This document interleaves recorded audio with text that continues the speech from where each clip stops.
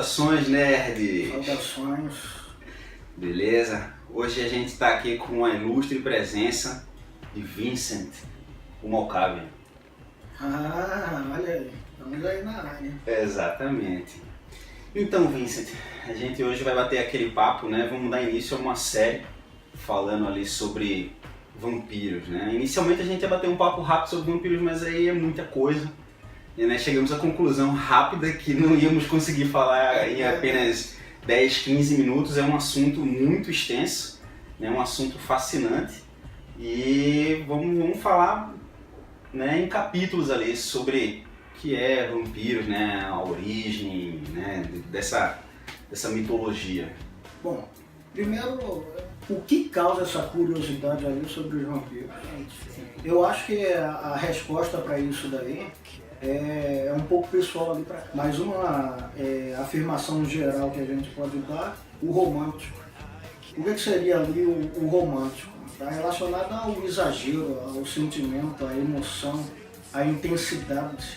E a representação máxima disso daí, dentro do movimento romântico mesmo, é a morte, como acontece ali com o Romeu e Julieta, por exemplo. O vampiro é uma criatura que representa essa intensidade de sentimento. No momento de se alimentar ali de uma vítima, acontece essa unidade com a vítima. Quem sabe se no momento ali da morte da vítima, o vampiro não está fazendo uma sincera declaração de amor. Ou não. A gente tem diversos tipos de vampiros, né? Acho que toda essa parte aí da origem clássica do vampiro, né? Me corrija se estiver enganado, nasceu lá talvez com o Bram Stoker, né? Com o Drácula, né? Que é um vampiro romântico, né? Em busca da sua... O vampiro moderno, o Drácula de Bram Stoker, é ali no final do século 1800. Mas antes, o próprio termo vampiro é um negócio que remonta a mais tempo. A gente remonta até os vampiros mitológicos, porque... Exatamente, a Lâmia, Sekhmet ali da parte do Egito. A Lâmia vem da Grécia. Quer dizer, tem também essa, antes do Drácula de Bram Stoker, como o vampiro ali moderno, remonta a mais tempo ainda. Não, sim, os vampiros são criaturas, né, de muito tempo atrás, né, na Idade Média, na Baixa Idade Média, tem muitas lendas, né, de vampiros muito tempo antes ali, de qualquer conto que seja escrito. Inclusive sobre essa coisa que a gente está falando da etimologia, não tem uma base ali muito bem definida. O pessoal até hoje gera muita controvérsia em qual seria a verdadeira origem da palavra vampiro. E tem outras palavras que são associadas a vampiros também, sim, que não estão exatamente na mesma... vampiro. Tem o Strigoi, né, que são da Romênia e etc. Que já relacionam a bruxas também, assim vai. E eu acredito que há mais coisa entre o céu e a terra do que supõe a nossa vã filosofia. E uma das aplicações que o pessoal dá à origem ali do vampirismo, a essas pessoas que foram caçadas, as pessoas que depois de mortas ali o pessoal desenterrou para poder cravar a estaca e tudo mais, tem algumas pessoas que acreditam, algumas linhas que acreditam no vampirismo psíquico. Sim. E seriam pessoas ali que são capazes de se alimentar da energia vital de outras pessoas. Não exatamente mordendo e drenando sangue, né? Porque uma das representações que dão ali ao sangue é que seria uma grande concentração dessa energia vital. Então, além da pessoa se alimentar ali energeticamente, ela querer algo mais palpável para realmente ali se sentir saciada. Daí o vampiro precisar se alimentar de sangue. Algumas outras lendas, né, trazem também, né, de pessoas que tinham deficiência, né, do sangue, algumas deficiências, né, e precisavam realmente consumir sangue, né, para se tornar, para se manter saudável, né, e aí tem toda essa história. Uma das mais conhecidas aqui da gente mesmo, aqui nacional, é o velho Papa Filho. Sim, exato. Né, que é uma das criaturas de mito, de lenda, que pode ser relacionada diretamente ali ao gênero do vampiro também. Sim, vampiro nacional. E que não é o do Chico Anísio, né? Exatamente. Ninguém tá salvo. E a gente tem também algumas figuras históricas que foram relacionadas ali em algum ponto ao gênero de vampiro. Uma das mais conhecidas dessas figuras é o Vlad III. Vlad Tepes, o Empalador. Exatamente. Né? Esse aí que, né, acho que é o pai, né? O Vlad, ele foi um príncipe ali da Valáquia, né? Sim, da Valáquia, exato. Que era ali daquela região da Bulgária, Romênia, ele ficava ali para aquela região e lutou contra os otomanos. Sim, os turcos E otomanos. ele pegou essa fama aí de empalador porque diz que o cara era extremamente cruel e que ele empalava ali os inimigos. Era um negócio assim aterrador. Pelo rabo, né? Exatamente. O pai dele é um cara que fazia parte da Ordem dos Dragões, que lutava ali pela igreja e tudo mais, né? Essa é uma das figuras mais conhecidas ali, que é relacionada ao gênero de vampiro por causa da Ordem. E o nome Drácula tem relação com justamente a Ordem, né, do dragão, né? Dracul, e aí por isso, né, deriva ali o nome do Drácula. A alcunha que ele recebeu, exatamente. E aí o Bram Stoker ali, ele aproveitou essa... primorosamente, exatamente, esse personagem e criou ali a ficção, que a gente conhece ali como o Conde Drácula. Né? E é interessante que o livro dele não se tornou um best-seller imediatamente, né? Demorou bastante tempo até que fosse reconhecido e, né...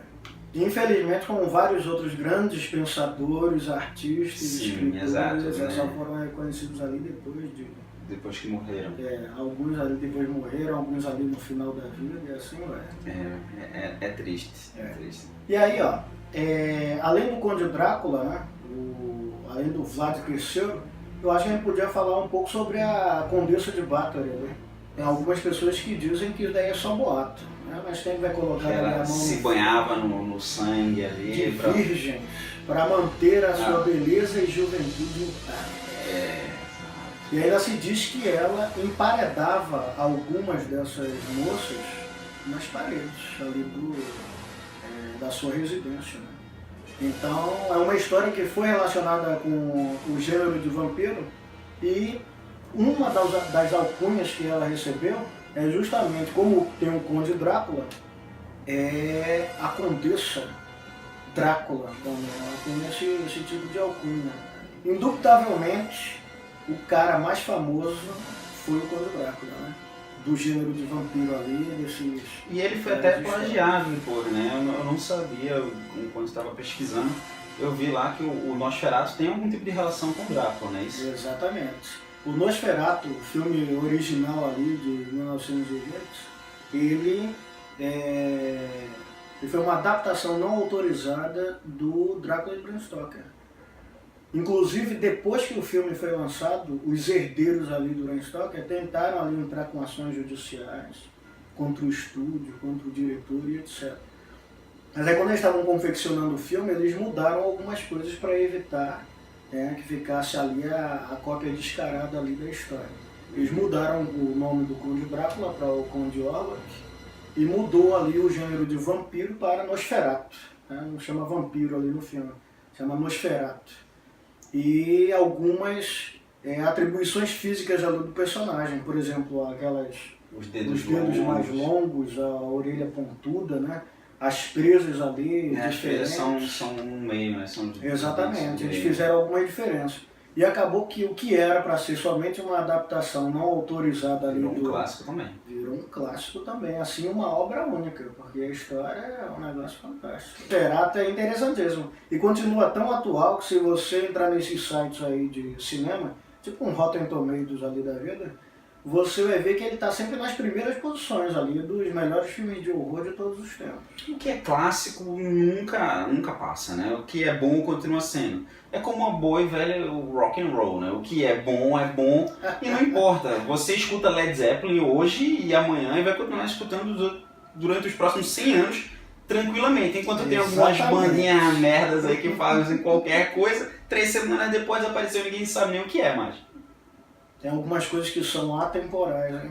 A gente falou ali sobre o Nosferatu, que foi uma adaptação ali não autorizada do Bram Stoker, mas a gente não falou do que veio antes ali do próprio vampiro do Bram Stoker, né? Do Conde Drácula. que foi, na verdade, o que demarcou, para algumas pessoas, é o que demarca o início do vampiro moderno. Na Vila Diodati, lá em 1816, no verão de 1816, essa Vila Diodati é uma mansão pertencente a ninguém menos que Lord Byron. Essa daí eu já tinha ouvido falar. Esse cara, ele reuniu nesse verão de 1816, nessa mansão, algumas pessoas ilustres, né? Mary Shelley e o seu marido, Percy Shelley, a Claire Claremont, que era uma fera ali do Lord Byron, e o John Polidori. Esses caras se reuniram lá, esses 5 se reuniram nessa casa daí, numa noite de verão ali de 1816. Um verão que foi dito que não teve sol. E começaram a contar ali na calada da noite histórias fantásticas. Foi a brincadeira que eles arranjaram ali para fazer durante a noite. Um desafio ali para cada um sobre histórias fantásticas, envolvendo o sobrenatural. E dessa noite nasceram clássicos como o Frankenstein, com a Mary Shelley. E o John Polidori, esse médico e escritor inglês, escreveu o conto The Vampire, que é com Y também, ali com uma grafia diferente, que se tornou o primeiro conto retratando o que a gente tem hoje como o vampiro moderno.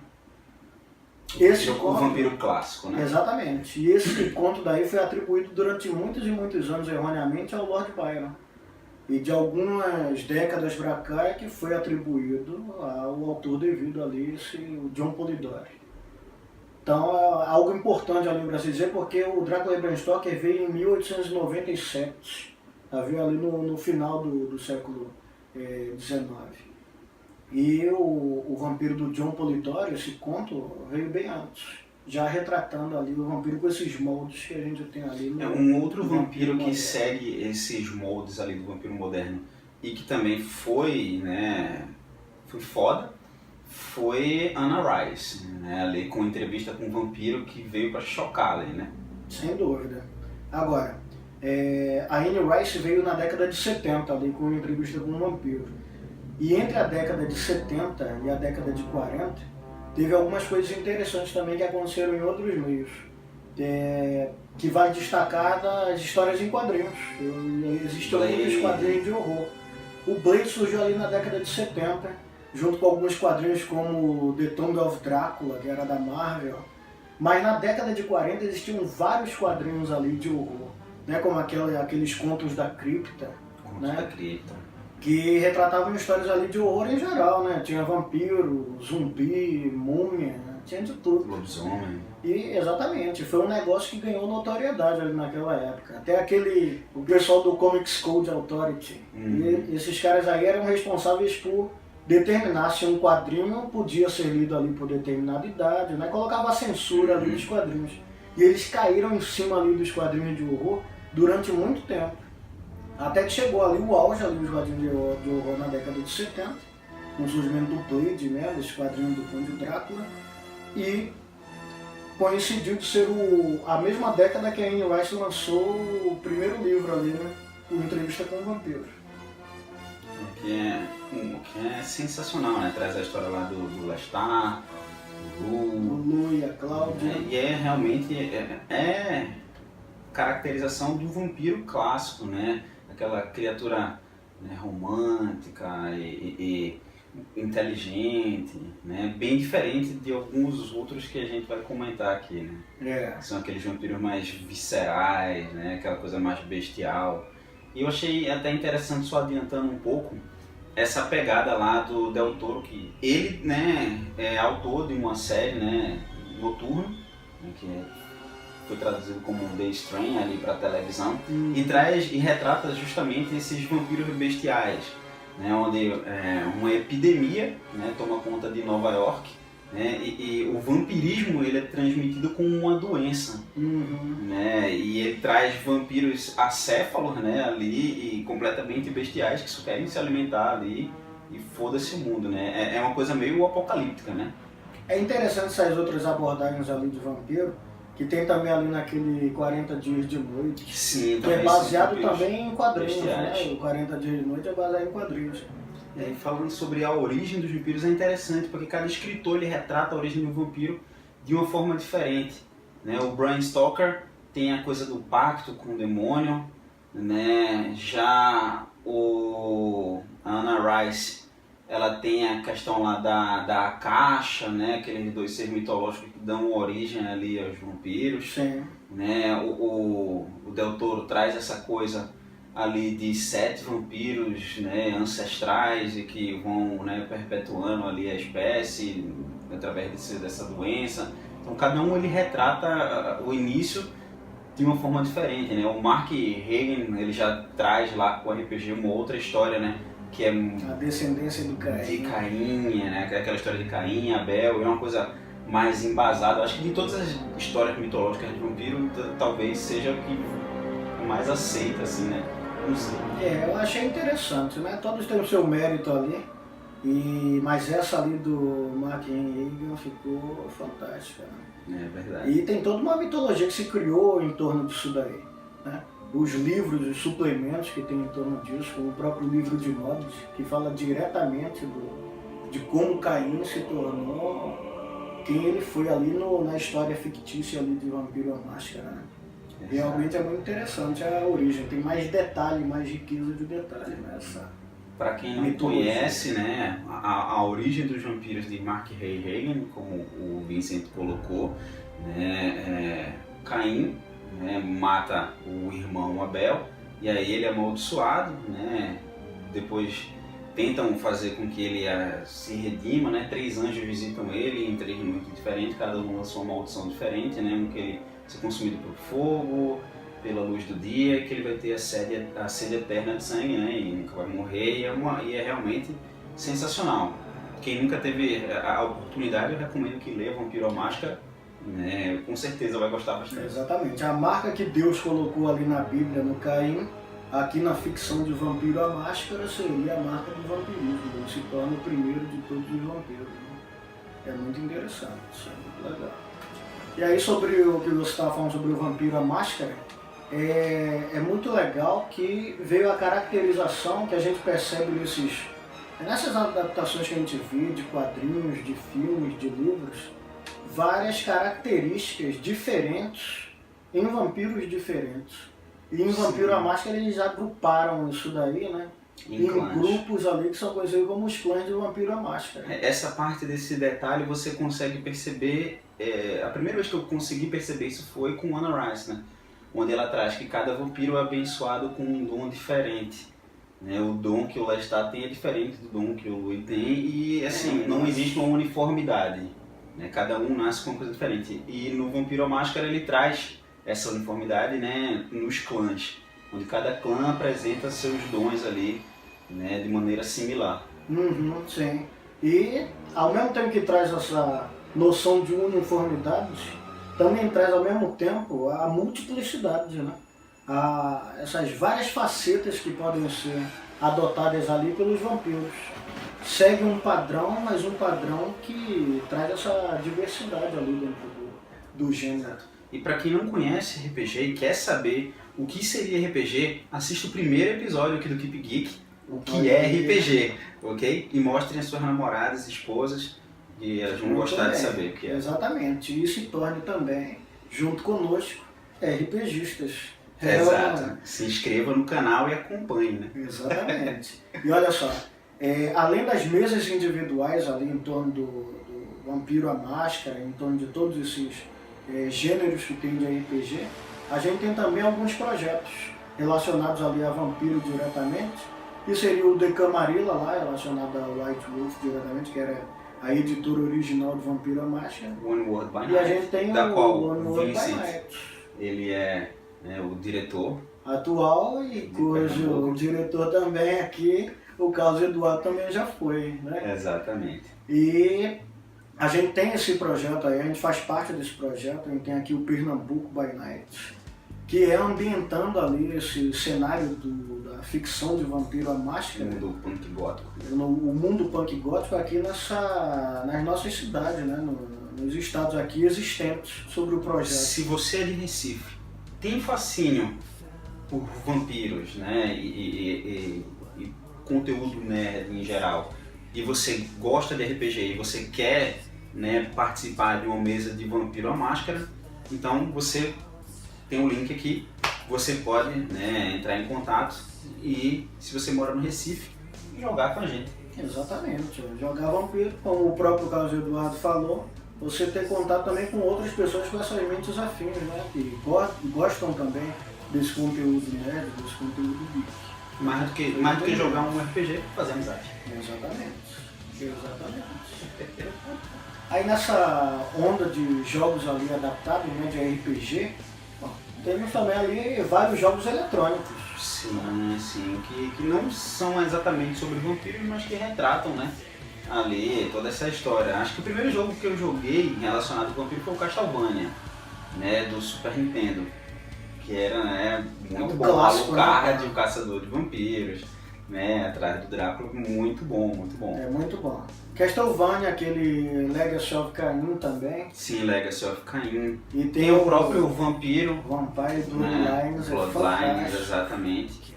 Muito bom. Uma pena que a CCP deu pra trás com um projeto do Vampiro. Do MMORPG, né? Exato, no ano passado, né? Mas até onde eu tinha visto o material tava ficando muito bom. Tenho esperanças que alguém ainda coloque a mão nesse projeto e faça acontecer. Quem sabe quando vier a 4ª edição. Quem sabe quando vier a 4ª edição. Filme de vampiros tem alguns sensacionais, né? Desde o Sessão da Tarde, né? Garotos Perdidos, que é um clássico de vampiros, né? Você tem o Nosferatu, Drácula e Bram Stoker, Entrevista com Vampiros, Rainha dos Condenados. Tem algumas coisas ali que saíram um pouco pela culatra, né? A Rainha dos Condenados ainda passa, mas tem algumas coisas tipo Crepúsculo. Não, Crepúsculo não é vampiro, né? Exatamente. Crepúsculo não é vampiro. Vampiro Fazendo um fada. favor. Vampiro fada. Mas tem aquele que você comentou, o Let Me In. O Let Me In é fantástico. Tem duas adaptações. Principalmente a versão original. A versão europeia, Uhum. né, que acho que é o melhor. Tem o 40 Dias de Noite, tem o Blade, que retrata esse universo do O próprio Nosferatu, a gente tem um filme original da década de 20 e a gente teve depois uma adaptação do Nosferatu, que é A Sombra do Vampiro, que é com Willem Dafoe, o ator que fez o Duende Verde lá no filme do Homem-Aranha do Sam Raimi. E esse filme é como se fosse uma filmagem da filmagem do Nosferatu. Como se o vampiro realmente existisse. Exatamente, como se o Nosferatu fosse, na verdade, um vampiro, né? Não um ator. Eles acharam uma criatura lá e fizeram um filme com aquela criatura. E aí o filme é foda, muito legal, muito pauleira. E filme recente também que a gente tem ali muito interessante é aquele que eu te falei, o Only Lovers Left Alive. Sim, inclusive na verdade minha esposa me mostrou esse filme. Olha aí. Se você gosta de vampiro, vamos assistir aquele filme que gosta de filme romântico e tal, vamos assistir. Com certeza. Eu achei dos filmes recentes de sensacional. Only Lovers Left Alive é o filme de vampiro recente. De filmes que tiveram regravações, acho que Drácula é o que teve mais, né? Teve agora esse último Drácula, tem uns efeitos especiais legal, mas que nada bate o original, né? Não, e é o original assim que ficou marcado para ali na década de 90, né? O Drácula Bram Stoker. Só que antes a gente tem outras adaptações também que entraram para a história, né? Com grandes atores ali interpretando o Drácula, como Bela Lugosi, o próprio Christopher Lee, né? Que depois interpretou o Saruman e tudo mais. Uhum. Mas dessa parte aí das séries e das adaptações ali cinematográficas tem realmente muita coisa boa. De séries, uma que eu gostaria de ressaltar é a Penny Dreadful. Penny Dreadful, muito bom, série da HBO, que eu comecei a assistir porque eu assinei o HBO para assistir Game of Thrones.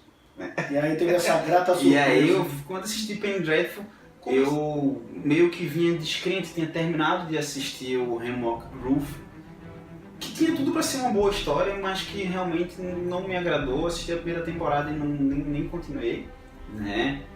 Mas me surpreendeu, muito bom. Também talvez por causa da atriz principal, a Eva Green.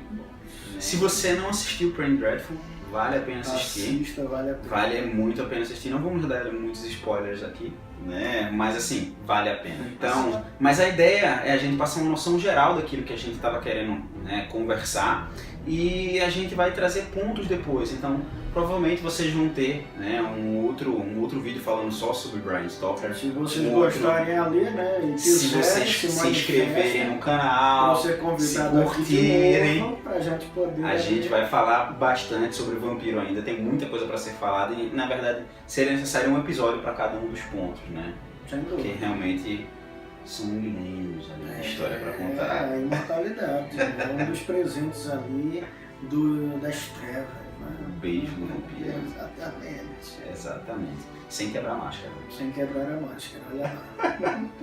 Bem, então é isso, pessoal. Se você curtiu, né, o nosso vídeo, se inscreve aí no canal, ok? Dá um joinha aí pra gente. E a gente vai estar falando novamente sobre vampiros ali em outras oportunidades, se vocês gostarem, se vocês pedirem, se vocês curtirem.